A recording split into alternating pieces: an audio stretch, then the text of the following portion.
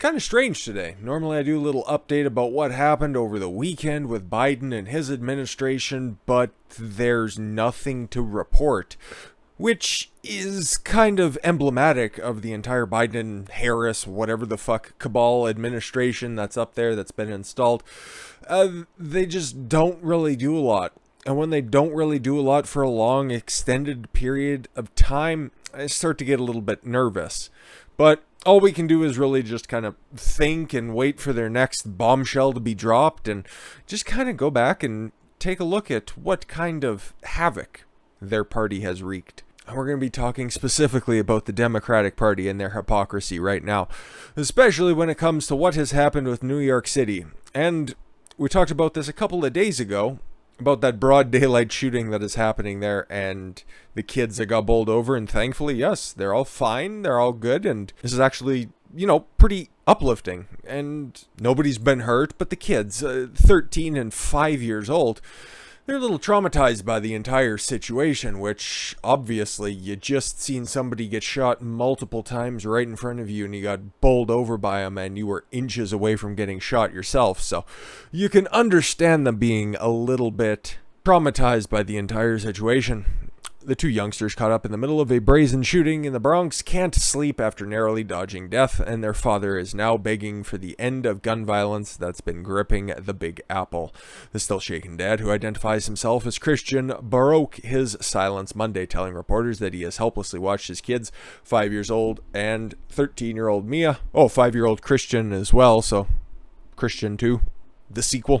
Were nearly gunned down just outside the family apartment last week. I saw it live from my window, he recalled in Spanish. While clutching a little boy, the kids went to the bodega to buy some sweets, and when the girl was leaving, she heard 3 gunshots. She ran after her little brother, and when she went to seek safety in the bodega, the guy kept shooting. The dad also decried the surge in shootings across the 5 boroughs this year. Exactly. Please stop this wave of delinquency in our streets, he said. It's a miracle my kids are alive, thank God, but it could happen to any other child or parent. And yeah, exactly, and that's the family there, and literally, they're just trying to raise a family, okay? It's a seemingly cohesive family unit, and that guy was nearly deprived of a happy Father's Day because the Democrats can't keep streets habitable. Honestly, this happened broad daylight in New York City.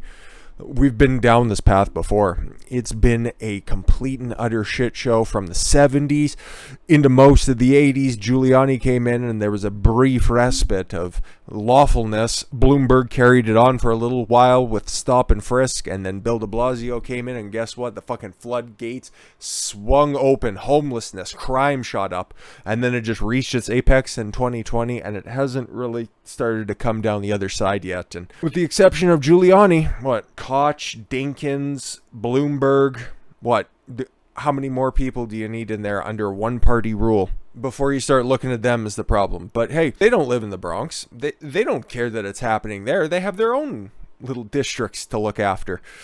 Just like Senator Whitehouse, okay? He was one of those senators that was out there over the past few years decrying the actions of Donald Trump and his racism, doing the typical Democrat song and dance. And then he was kind of caught this weekend. He made a promise to look after his country club that he goes and visits on the weekends in 2017, saying that he wants to address the diversity problem that's there, only to have probably the most hypocritical take he possibly could have.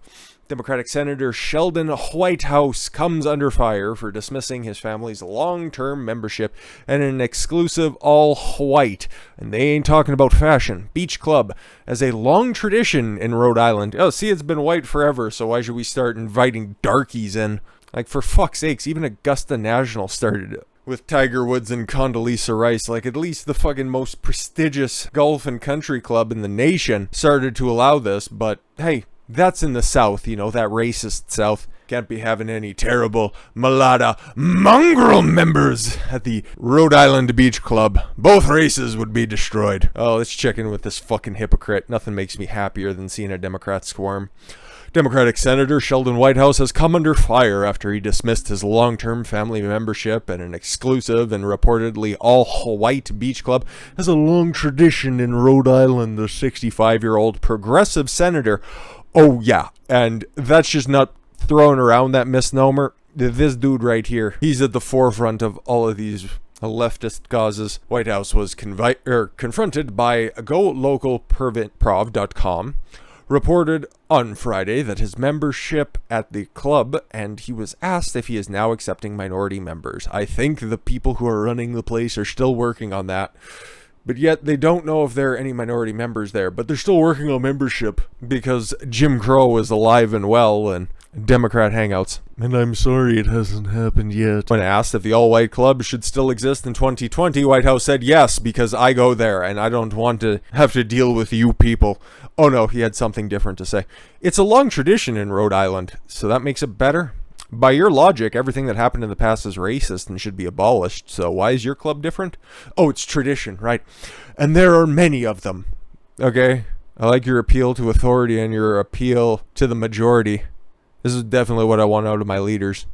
People who make promises, break them, and then just say, no, it's been tradition, and lots of people agree with it, so we just got to go ahead with that democracy.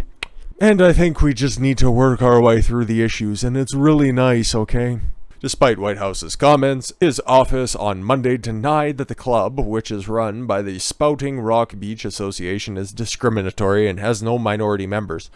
But they don't allow membership to minority. I don't get it. This is going to be a little bit tough, and this is going to take some mental gymnastics, but the Olympics are coming up after all, so I'd imagine they're probably training for such a statement. The club has no such restrictive policies. The club has had and has members of color. That's cool. But what's your representation numbers? Listen, if you're going to be admitting Democratic senators, you know you gotta fucking follow their policies here. In a 2003 New York Times profile, when asked about the demographics of the club, a lifelong member was quoted as saying, Jewish, yes, blacks, not really. When Whitehouse was elected back in 2006, he allegedly said he would quit the club. But he was just asked about his membership. Oh, okay. Oh, he's a liar. Okay, darn it. The local news outlet revealed in 2017 that Whitehouse was still a member, but had transferred his shares to his wife, Sandra Thornton Whitehouse. So, technically he quit. Sure. His wife, who he has been married to for 35 years and shares 2 children with, is one of the top shareholders in the club. Oh, this even gets better. And is said to be visiting daily during the summer. Of course. Wouldn't you? Look at this place. It looks fucking beautiful, to be completely honest. The place is so beautiful. Even the siding is white. The beaches are white. The umbrella is mostly white. And the help is nowhere in sight. Fucking racists. But I don't know if you can call him that, because judging by his wife, I'd imagine you don't have to go too far back on the family tree to realize those two are related. The club has long been considered elite and has been described as one of the most exclusive clubs in the United States. It was frequented by the likes of meth addict John F. Kennedy in the early 60s. No fucking surprise. Today, its websites can only be accessed by members. Yeah, couldn't do any background check on that. Would have been nice, but I know my corner nativeness just probably excludes me from that club. That sucks. Diversity, of course, has made scant inroads in the Newport to Bailey's Beach, whose membership might be defined less by the people or than what they are not, the profile read. The profile noted that the biracial grandchildren of the members sometimes visited the club. Oh, we got diversity. We got some of them half and half kids coming up here. Listen, man, I have no problem with people being a part of elite clubs. I don't even care that it's really all just mostly an exclusively elite club. Whoever can afford to get into it can get into it.